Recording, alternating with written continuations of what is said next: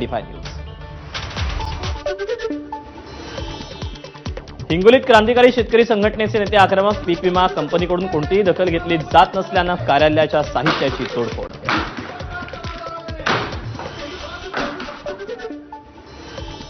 ST आरक्षण मागणीसाठी जालन्यात धनगर समाजाचा इशारा मोर्चा। आंदोलक दीपक बोराडे यांच्या उपोषणाचा 8वा दिवस।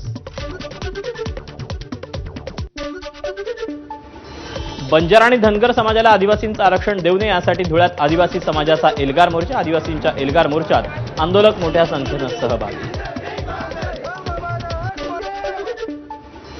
अजित पवारांच्या राष्ट्रवादीचे सर्व मंत्री आमदार खासदार 1 महिन्याचा पगार पूरग्रस्तांसाठी देणार। मुख्यमंत्री सहाय्यता निधीत पैसे जमा करणार। सुनील तटकरेंची माहिती। पुढील 15 दिवसात पंचनामे पूर्ण करून शेतकऱ्यांना तातडीनं आर्थिक मदत द्या, अन्यथा बीडमध्ये भव्य मोर्चा काढणार। शरद पवारांच्या राष्ट्रवादीचे प्रदेशाध्यक्ष शशिकांत शिंदे यांचा इशारा।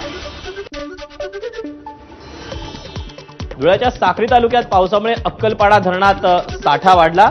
पांझरा नदीपात्रात मोठ्या प्रमाणात विसर्ग। अहिल्यानगर जिल्ह्यातील दक्षिण भागाला पावसानं झोडपलं। अनेक ठिकाणी रस्ते वाहून गेले। सोलापूर जिल्ह्यात मोहोळच्या अर्जुनसोंड गावातील पांढरे वस्तीतील अनेक घरं पाण्याखाली। सीना नदीला आलेल्या महापुराची ही भयावह ड्रोनमधूनची दृश्य। दरफळ गावात बरड वस्तीवरील 3 दिवसांपासून अडकलेल्या 22 लोकांचं अखेर प्रशासनाकडून रेस्क्यू। मुख्यमंत्री येण्यापूर्वी नागरिकांचं रेस्क्यू ऑपरेशन। वाशिम जिल्ह्यात पावसानं उघडीप दिली, मात्र हवामान खात्यानं जोरदार पावसाचा इशारा दिल्यानंतर शेतात उरलेल्या सोयाबीन काढणीसाठी शेतकऱ्यांची धडपड। लेहला राज्याचा दर्जा आणि 6व्या